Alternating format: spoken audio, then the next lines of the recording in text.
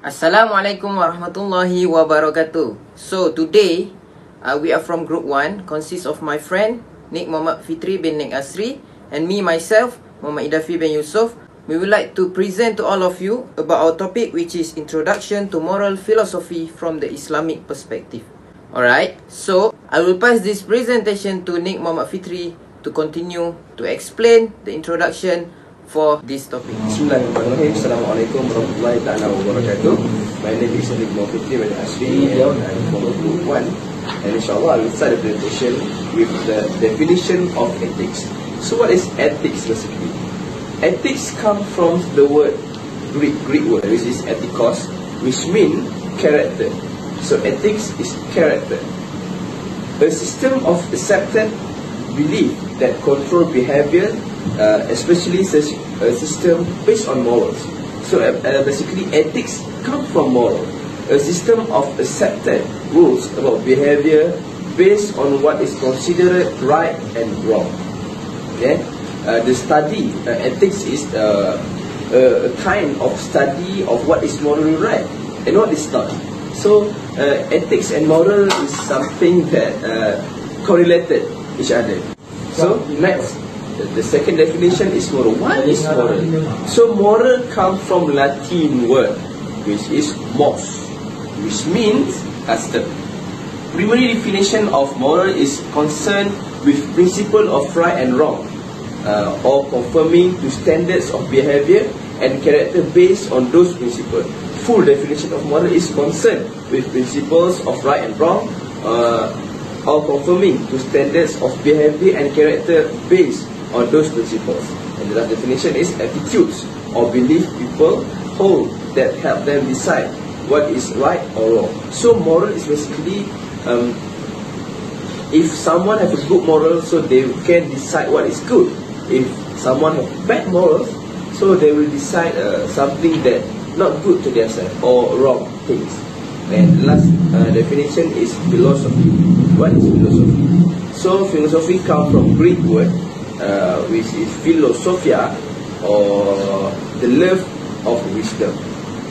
The full definition is investigation of the nature, causes, or principles of reality, knowledge, or values based on logical reasoning rather than empirical method. This philosophy definition I got from American Heritage Dictionary. So how we deal with others is also a definition of moral philosophy. The last one is definition of moral philosophy. Moral philosophy. So the first one is moral philosophy is the branch of philosophy that contemplates what is right and wrong. So it's like the same with previous definition. It explores the nature of morality and examines how people should live their life in relation to others. And the last one is moral philosophy help us answer the question how we ought to live. Thank you, Nik Muhammad Fitri. So I would like to explain the definition of akhlak. Akhlak, as we all know, comes from the Arabic word. Term akhlak is from an Arabic word. Akhlak refer to plural.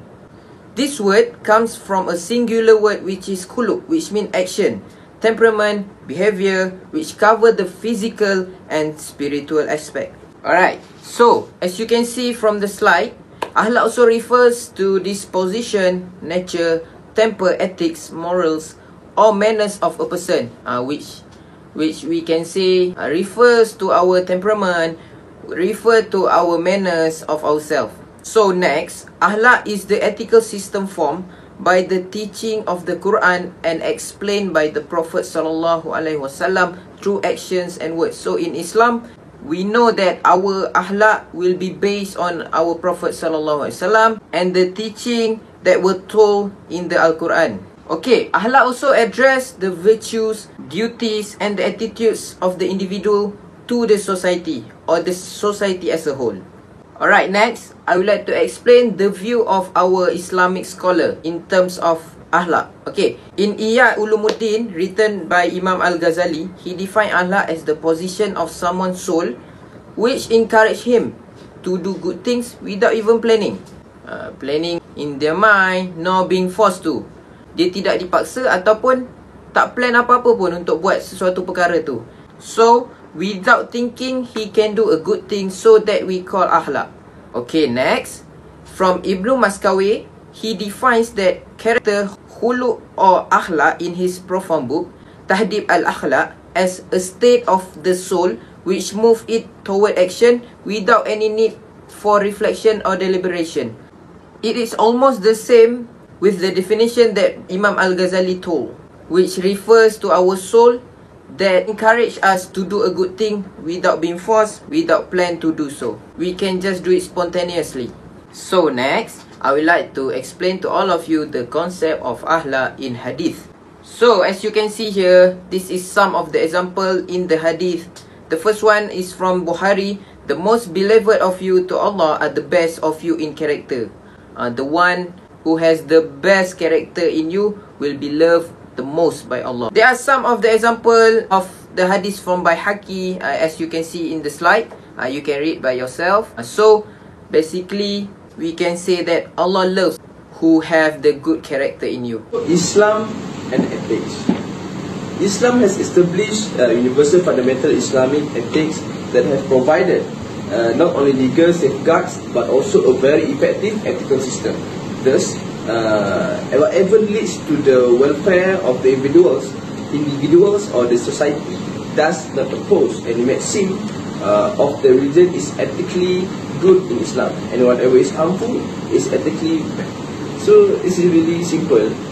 You know, what's good in Islam is ethically good, and what's bad in Islam is ethically bad. Same, just like simple system. And the most fundamental characteristics of a Muslim are pity and humility. A Muslim must be humble with God and with other people. That's Mifaq 2012. Okay, so this mean if you have a good characteristic of a Muslim are pity and humility. So that's also the basic principles of moral. And the Islamic ethics in the ethical system formed by the teachings of the Quran and explained by the Prophet Muhammad through actions and words. Islamic, this is hadith. As the Islamic ethics deal with those standards that prescribe what Muslims ought to do. It also addresses the virtue, duties and attitudes of the individual and society. And the last one, purpose is to worship Allah. Moral purpose is to worship Allah in Islam. Lead this worldly life, live life in harmony with the divine, will achieve peace and everlasting success in this world and the hereafter. So in the Quran, Al-Qalam, there are many verses that mention about a good moral or good character. For example, in Surah Al-Qalam, and indeed you are of a great moral character. In Surah Al-Ma'idah, for each community we have granted a law and a code of conduct. If God wished, He could have made you one community, and He wished whether to test you through that which has been given to you. So by with each other to accept in goodness and moral virtue. Okay, moral virtue there. So yeah, we can see that many a good moral is also a good criteria of a good Muslim. So you can be bad, but you are not a good Muslim. So if you want to be a good Muslim, you must have a good moral. So you can decide. You can find more verse in the Quran that mention about a good moral character. Okay. So next is from Hadith. So Hadith is also many Rasulullah mentioned many things about moral. Jabir ibn Abdullah reported, the Messenger of Allah, peace and blessing be upon him, said, verily, Allah has sent me with the perfection of noble morals and completion of good deeds. So Allah sent Rasulullah sallallahu alaihi wasallam to fix the moral of the people at that time. Okay, so this next is the hadith from Bukhari. Good is kind and likes kindness is all things. This is also moral. You must be truthful, for truthfulness leads to righteous and righteousness leads to paradise. A man will keep speaking the truth and striving to speak the truth until he will be recorded with Allah as Siddiq, speak of the truth. Beware of telling lies, of lying leads to immorality, and immorality leads to the hellfire. A man will keep telling lies and striving to tell lies until he is recorded with Allah as a liar. Immorality leads to hellfire. So if you have a bad moral, it's a ticket for you to go to the hell. Okay? Okay, so next is aim of moral philosophy. To discover those underlying features of actions, persons and other items of moral evaluation that make them right or wrong, good or bad, and thus explain why such items have the moral properties they have. Features of this sort serve as moral criteria of the right and good. So this is basically the aim of the moral philosophy is to help the person to make their decision to either good or bad, and enhance the amplify the moral sense in every human being and adorn the individual's character with the noblest virtue. So moral is to enhance. I use the word enhance means like to increase the moral sense in every human being, and to put the good morals in someone or in a person will make that person to gain more noblest virtue. And the last one is to appeal naturally to the human intellect and elevate the pursuit of morality to the level of worship. So this is basically, if you have a good moral, so your worship to Allah will be better and better. So if you have a good moral, you are a good Muslim, or you have a good moral, you are basically a good person. So I would like to explain to all of you about the objective of having a good moral, having a good ethics, having a good discipline, and having a good akhlaq. So number one is to enjoy Muslim, to exercise control of passion and desires. As you can see in the slide. Alright, passion and desires. We know that we are full of desires, we are full of passion. So by having a good akhlaq, we'll able to control us to excessively to desire over something which is bad. I mean, in this term we use bad desires so that our akhlaq, good akhlaq, will control ourselves not to do some bad stuff. Alright, let me give you an example. Your desire to become rich, to have so many wealth. So in order to have that, some of us might do stealing, doing robbery. So these bad manners are unpermissible in Islam. So the good akhlaq that we can do is we go to work, we earn money from a halal way, and so many more. So the second one is to encourage a good moral health between the individual and society.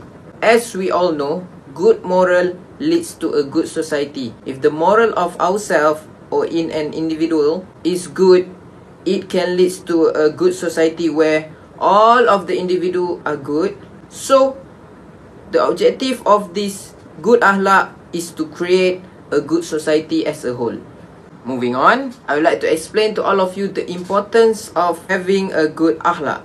The first one, it is important for the development of beneficial Muslim conduct and character as commanded by Allah in Al-Quran. Allah has commanded us to do a good things, to be a good Muslim, to have a good character as a Muslim as a whole.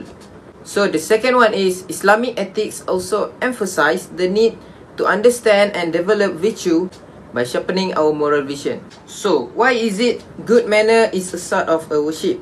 So I would like to explain to you. When you see a person absorbed in reciting the Al-Quran or remembrance of Allah, you think he is a good person and a devoted servant of Allah the Almighty. So yeah, that is true, but the matter is the same. When you see a person who behave people with truth, behave the people with kindness according to the ethical standard of Allah and His Messenger. When a person follows the footsteps of the esteemed companions, it is also a true worshipper of Allah the Almighty and a perfect devote of Him. It is because Allah also asks us to do good even in the Al-Quran. Therefore, you are required to worship Allah the Almighty with both types of worship, with the prayer, alongside with the good moral action, good behavior, honesty in speech, avoidance of backbiting and gossip, keeping away from the theft, deception and even lying.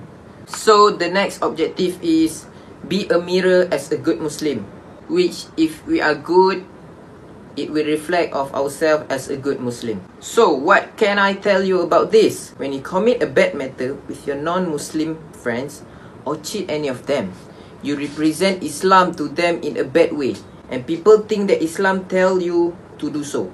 So the outcome is they will become the haters of Islam because of your behavior.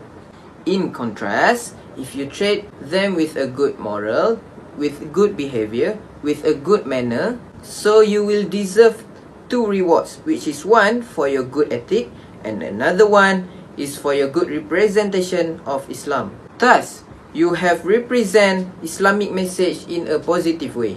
So the last of having a good manners or having a good ethics is to spread the beauty of Islam throughout the whole world. So, how did Islam spread throughout the world? Islam spread to the most part of the world since the first moment of its advent through the good morals and fine behavior of its preachers and lovers, because Nabi Muhammad SAW taught his companions fine ethics, good morals, honesty and sincerity in every aspect. When those companions traveled to the different parts of the world, carried with them the lamp of Iman and guidance to every part of the world. Therefore, every one of you is an ambassador of Islamic message to your surrounding and area or any country a Muslim travels to. When Islam is spreading throughout the world with a good message, good manners, it will make the non-Muslim, it will encourage them to study about Islam, which have a great religion that has beautiful and sublime principles. So this last one is quotes from ulama, scholars. Yes, scholars. In the view of Al-Ghazali, morality is not something that naturally exists in a person. Morality is something that a person can acquire through practices or react in the language of Imam Al-Ghazali. So whoever you are, even you are a prime minister, you will never have good moral from birth. No, you have to practice and you have to try to be a good person, so that you will really have a good morality. And this is from quotes from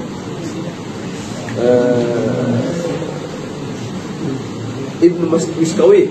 These good manners which are useful to boys are likewise useful to other people, but they are more useful to the young because they habituate them to the love of virtue, and so they grow up accordingly. Then it's not hard for them to avoid evils. And later it is easy for them to follow all the prescription of wisdom and the regulation of the law. Last quote. Orang tanpa moral sering menganggap diri mereka lebih bebas, tapi kebanyakan mereka tidak memiliki kemampuan untuk merasakan kebencian atau peace. So I think that's all from me. Assalamualaikum warahmatullahi wabarakatuh. Okay, that's all from me. Thank you so much for lending your ears. Until next time. Assalamualaikum warahmatullahi wabarakatuh.